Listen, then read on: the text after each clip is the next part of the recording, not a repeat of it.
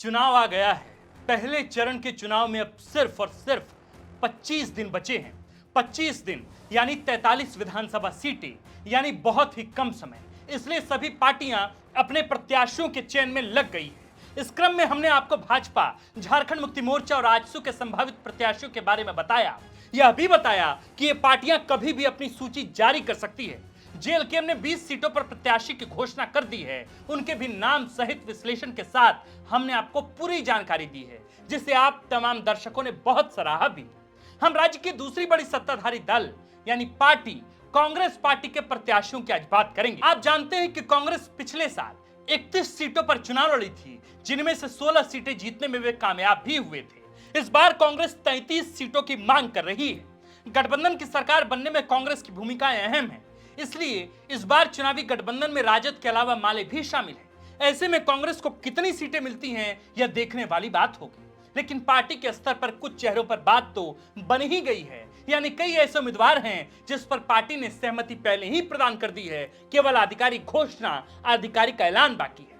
तो कौन है वे नाम, किस सीट पर तय है प्रत्याशी और क्या है उसके समीकरण, इन सभी सवालों के आज हम देने जा रहे हैं जवाब और बताने जा रहे हैं आपको कि झारखंड में कांग्रेस ने किस सीट से कौन सा प्रत्याशी तय कर लिया है। नमस्कार, जोहार, हमारा नाम है आकाश आनंद और आप देखना शुरू कर चुके हैं झारखंड की सियासत का सबसे सटीक विश्लेषणात्मक कार्यक्रम, जिसका नाम है सियासी कहानियां सीजन 2।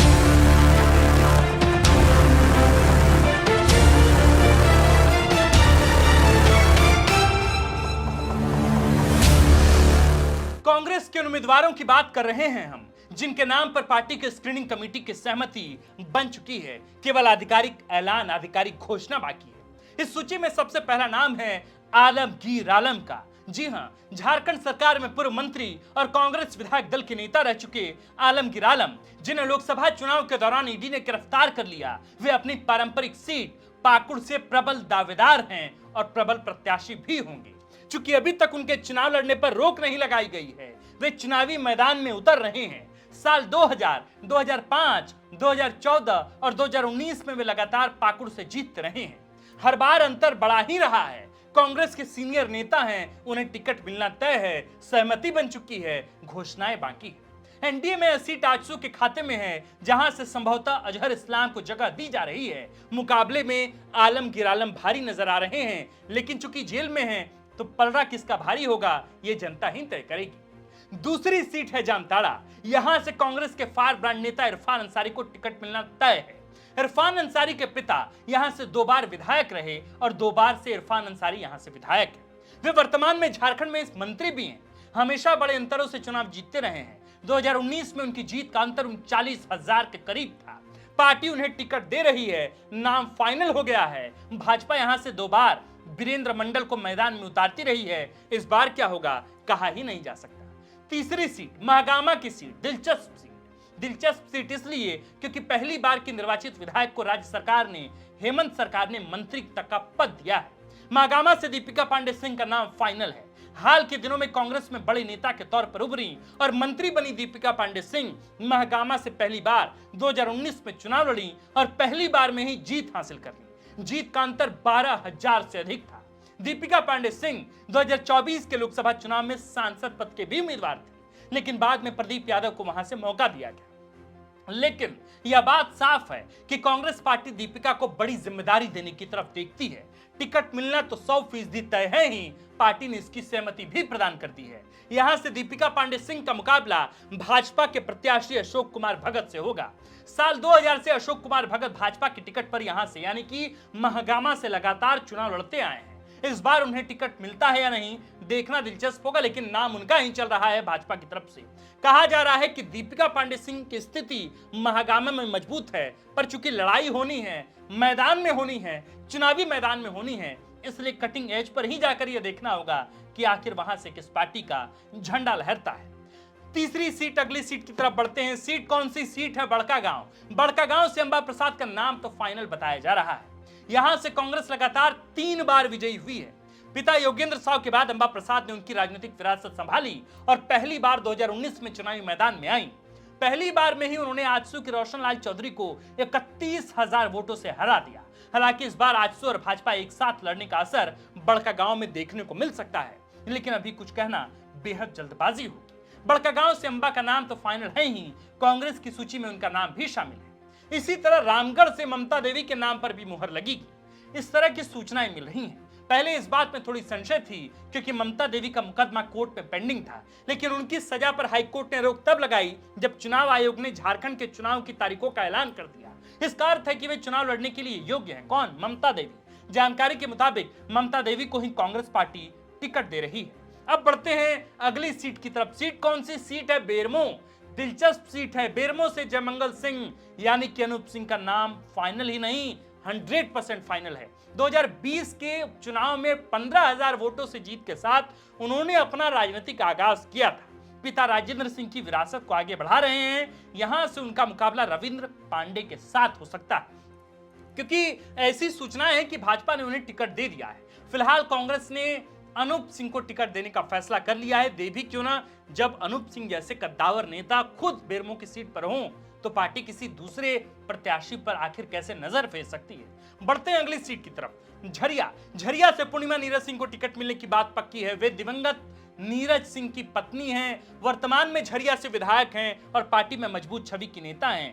कांग्रेस ने उन्हें टिकट देने का निर्णय किया है, जिसका अर्थ है कि झरिया में एक बार फिर एक ही परिवार की दो बहुओं के बीच मुकाबला होगा। दिलचस्प होगा क्योंकि भाजपा की तरफ से रागिनी सिंह को टिकट मिलने के पूर्णतः आसार है। जमशेदपुर पश्चिम से बन्ना गुप्ता का भी नाम लिस्ट में शामिल है। बन्ना गुप्ता 2000 से ही यहां से चुनाव लड़ते आ रहे हैं। 2009 में वे पहली बार कांग्रेस के टिकट पर यहां से लड़े और जीते भी। 14 में सरयू राय से हारे, लेकिन फिर 2019 में वे जीतकर झारखंड सरकार में मंत्री बने और ऐसे मंत्री नहीं बल्कि खुद स्वास्थ्य विभाग के बड़े मंत्री बने। पश्चिम में बन्ना के विरुद्ध भाजपा किसे खड़ा करेगी हम इसकी जानकारी नहीं है, लेकिन कांग्रेस ने बन्ना गुप्ता को मैदान में उतारने का फैसला तो कर ही दिया है। अगली सीट कौन सी सीट है? मांडू, जहां से कांग्रेस जेपी पटेल के लिए टिकट देने की तैयारी कर रही है और झामुमो से यह सीट मांग रही है। हालांकि अभी यह तय हुआ ही नहीं कि मांडू सीट कांग्रेस के खाते में जाएगी या झारखंड मुक्ति मोर्चा के। अगर यह सीट कांग्रेस के खाते में आती है तो फिर यहां से जेपी पटेल को टिकट मिलना तय। यहां तक कि जेपी पटेल के लिए ही कांग्रेस से सीट चाह भी रही है। जेपी पटेल लोकसभा चुनाव के ठीक पहले भाजपा छोड़कर कांग्रेस में दाखिल हुए थे। हालांकि वे हार गए थे, इसलिए इस बार मांडू से वे मजबूत दावेदारी पेश कर सकते हैं। बढ़ते हैं अगली दिलचस्प सीट की तरफ। सीट कौन सी? रांची से सटा हुआ सीट है मांडर से शिल्पी नेहा तिर्की के नाम पर लगभग मोहर लग चुकी है। पार्टी उन्हें टिकट दे रही है। शिल्पी नेहा तिर्की बंधु तिर्की की बेटी हैं। पिछले साल हुए चुनाव में जीत दर्ज कर वे पहली बार विधायक बनी हैं, लेकिन पिता के प्रभाव के कारण उनकी पकड़ अपने क्षेत्र में मजबूत बताई जाती है। इस बार भी वे कांग्रेस के टिकट पर मांडर से चुनाव लड़ने जा रही हैं। पार्टी ने सहमति प्रदान कर दी है, केवल घोषणाएं बाकी है। बाकी शिल्पी नेहा तिर्की के बारे में एक चर्चा जो पूरे राज्य में होती है और इससे भी ज्यादा बिहार में होती है, वो ये कि झारखंड में रह रहे अन्य राज्यों के लोगों को ये दिक्कू बताती हैं, बाहरी बताती हैं, उससे बताती हैं कि डेमोग्राफी बदल रहा है। अब देखिए, इनके बयानों से हाल के दिनों में झारखंड की राजनीति में खूब शोर शराबा हुआ। कांग्रेस ने भी पल्ला झाड़ा, पर देखिए कि शिल्पी नेहा तिर्की अपने बयान से डिगी नहीं। देखना होगा कि शिल्पी नेहा तिर्की अपने विधायकी पर अड़ी रहती हैं कि इस बार के चुनाव में डिग जाती। दर्शकों, हमने आपको उन 10 नामों की सूची बताई जिन्हें कांग्रेस से इस बार टिकट मिलना तय है। पार्टी नामों को फिर से चुनाव में उतार रही है। अन्य सीटों के नामों के बारे में हमें जानकारी तो है, लेकिन उसके पुख्ता होने की सूचना हमारे पास नहीं है। इसलिए ऐसे में हम आपको उन सीटों के बारे में सिर्फ सूत्रों के हवाले से नहीं बता सकते। दूसरी बात है कि कांग्रेस, जामो, राजद और माले में अभी भी सीट शेयरिंग को लेकर मामला थोड़ा बहुत फंसा हुआ है। स्पष्ट समीकरण नहीं बन पा रहा है। इसका अर्थ है कि कौन सी सीट किस पार्टी के खाते में जा रही है यह बता पाना हमारे लिए बहुत मुश्किल है। लेकिन फिर भी ऐसी सीटें हैं जो कांग्रेस के पास ही रहेंगी। उन्हें लेकर जो हमारे सूत्रों ने और हमारे कई वरिष्ठ पत्रकारों से जब बातचीत के आधार पर और पार्टी के अंदर से कई वरिष्ठ नेताओं और कार्यकर्ताओं से भी जब हमने राय ली, तो ये बात जो हमें पता चली वही जानकारी हम परखने के बाद आप तक पहुंचा रहे हैं। अब तक हमने आपको भाजपा, झामुमो, कांग्रेस, आजसू, जदयू और जेएलकेएम के संभावित या घोषित प्रत्याशियों के नाम बता दिए। भाजपा की सूची तैयार है दोस्तों, लेकिन किसी कारणवश अटकी हुई है। कह रहे हैं लोग कि आरएसएस की वजह से अटकी है।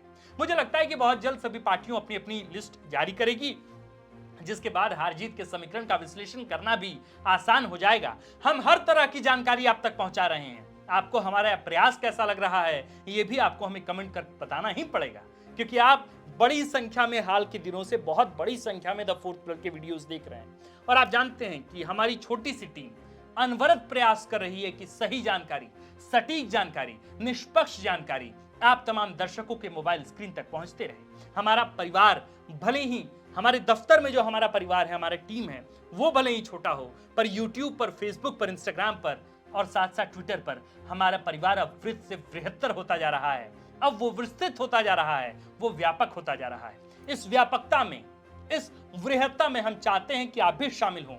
इसलिए आइए द फोर्थ पिलर के यूट्यूब चैनल को, फेसबुक पेज को, इंस्टाग्राम पेज को लाइक कीजिए, फॉलो कीजिए। वीडियो तो देखते ही हैं, दबा के शेयर भी कीजिए। हमारा नाम है आकाश, आप देख रहे थे द फोर्थ पिलर का पुराना हो चुका कार्यक्रम सियासी कहानियां सीजन 2। कैमरे के पीछे हैं विक्की। शुक्रिया।